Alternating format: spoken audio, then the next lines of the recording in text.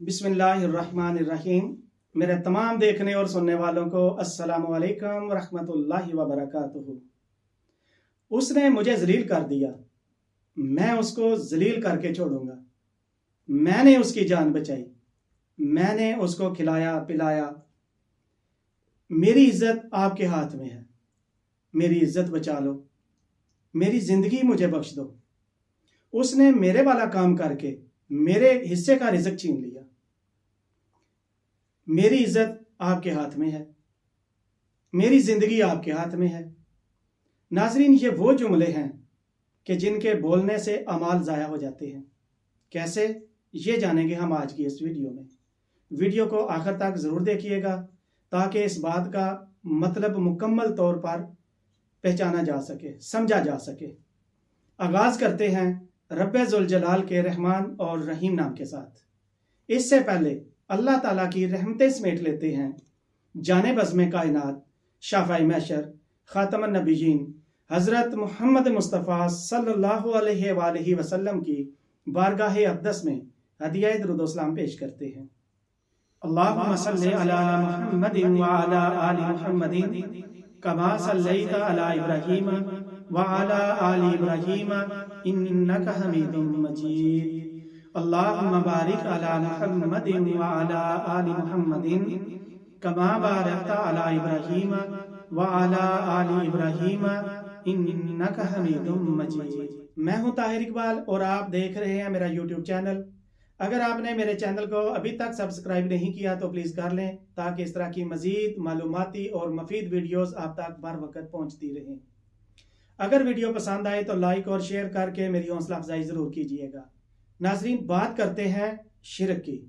सबसे पहले शिरक का मतलब जान लेते हैं कि शिरक का मतलब होता है शरीक करना, हिस्सेदारी करना, शामिल करना। लेकिन यहाँ पर हम बात कर रहे हैं अल्लाह ताला के बारे में शिरक करने की। तो अल्लाह ताला के साथ जो शिरक है ये 3 किस्म का है। नंबर 1 पे है शिरक फिल इबादा, यानी अल्लाह ताला के साथ किसी और को इबादत के लायक समझना, अल्लाह के अलावा किसी और की इबादत करना, ये शिरक फिल इबादा है।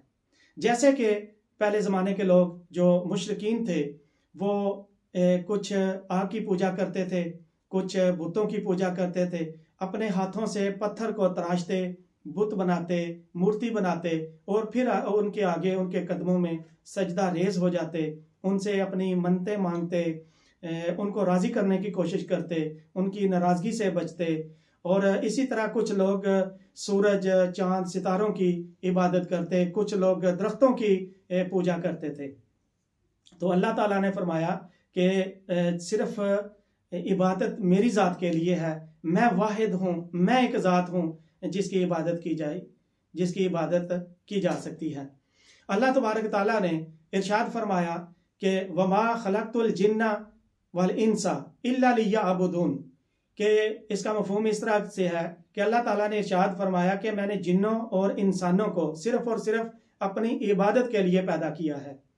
एक और जगह पे अल्लाह तबारक ताला ने इरशाद फरमाया कि इन्न शिरका लज़ुल्मुन अज़ीम, कि ये शिरक जो करने वाले हैं ये अपनी ज़ात पे, अपनी जान पे अजीम जुल्म करते हैं। ये एक बहुत बड़ा गुनाह है, इसमें इंसान दायरा इस्लाम से खारिज हो जाता है। नंबर 2 पे आता है शिरक फी ज़ात, यानी अल्लाह ताला की ज़ात में शरीक ठहराना। अल्लाह ताला की ज़ात में शरीक इस तरह के जैसे कुछ लोग, जैसे कि ईसाई लोग जो हैं ये हज़रत ईसा अलैहिस्सलाम को अल्लाह का बेटा मानते हैं। अगर ये अल्लाह को बेटा मानते हैं तो हज़रत मरियम अलैहिस्सलाम के बारे में इनके क्या ख्यालात होंगे? अस्तगफिरुल्लाह, नऊज़ बिल्लाह। दूसरा, यहूदी जो हैं ये हज़रत उज़ैर को अल्लाह का बेटा मानते हैं।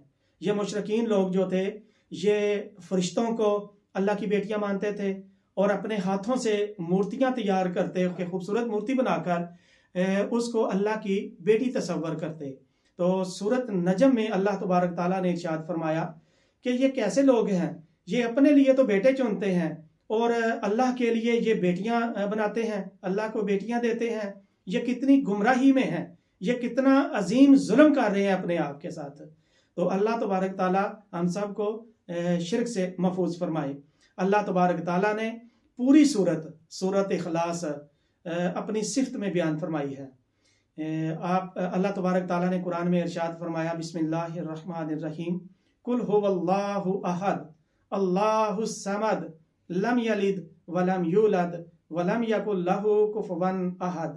اللہ تبارک تعالیٰ نے اپنے نبی صلی اللہ علیہ وآلہ وسلم سے ارشاد فرمایا کہ اے میرے محبوب، اے میرے نبی حضرت محمد مصطفیٰ صلی اللہ علیہ وآلہ وسلم، آپ ان لوگوں سے فرما دیجئے کہ اللہ ایک ہے، اللہ بے نیاز ہے، نہ تو اللہ کا کوئی باپ ہے اور نہ کوئی اللہ کی کوئی اولاد ہے، نہ کوئی اللہ کا بیٹا ہے، نہ اللہ کی کوئی بیٹی ہے، اور نہ کوئی اللہ کا کوئی ساتھی ہے۔ یہ اللہ پاک نے جو چیز بھی کائنات میں بنائی ہے یہ صرف اور صرف اللہ نے بنائی ہے۔ اس کے بنانے میں کوئی اللہ کا ساتھی نہیں، کوئی اللہ کا ہمسر نہیں۔ یہ اللہ پاک نے آسمان کو بنایا، زمین کو بنایا، سمندروں کو بنایا، پہاڑوں کو بنایا، یہ پودوں کو، درختوں کو، ریگستانوں کو بنایا۔ یہ اللہ پاک نے کائنات کی ایک ایک چیز کو 7 آسمان بنا دیے اللہ نے کن فرمایا فیکون، اللہ نے کہا ہو جا تو وہ ہو گیا۔ تو یہ سب کچھ اللہ تبارک تعالیٰ نے صرف اور صرف خود بنایا، اس میں کسی کو شریک نہیں ٹھہرایا، کسی کی مدد حاصل نہیں کی، کسی کو شامل نہیں کیا۔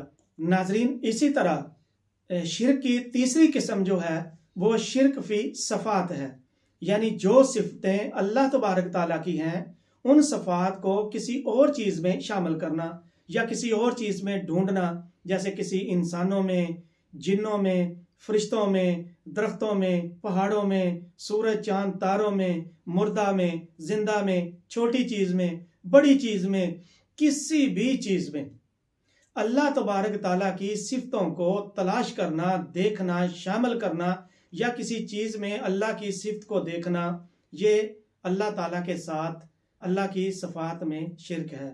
جیسا کہ ہم بولتے ہیں روزمرہ کی زندگی میں، انسان بولتا ہے کہ میں نے اس کی زندگی کو بچایا، میں نے اس کی عزت کو بچایا، میں نے اس کو رزق دیا۔ تو یہ جتنی باتیں ہیں یہ اللہ تعالیٰ کے ساتھ شرک کی تیسری قسم میں آتی ہیں۔ جیسا کہ ناظرین دیکھیں کہ اللہ تبارک تعالیٰ کی یہ صفات ہیں کہ اولاد کا پیدا کرنا، وہ بچہ ہے یا بچی ہے، بیٹا دینا یا بیٹی دینا، یہ اللہ کی صفت ہے۔ زندگی دینا یا موت دینا، یہ اللہ کی صفات ہیں۔ صحت دینا، یہ اللہ کی صفت ہے۔ بیماری دینا، یہ اللہ بیماری دیتا ہے، اور بیماری کے بعد پھر صحت دینا، یہ اللہ تعالیٰ کی صفات ہیں۔ ہدایت دینا یا کسی کو گمراہ رہنے دینا، یہ بھی اللہ کی صفات ہیں۔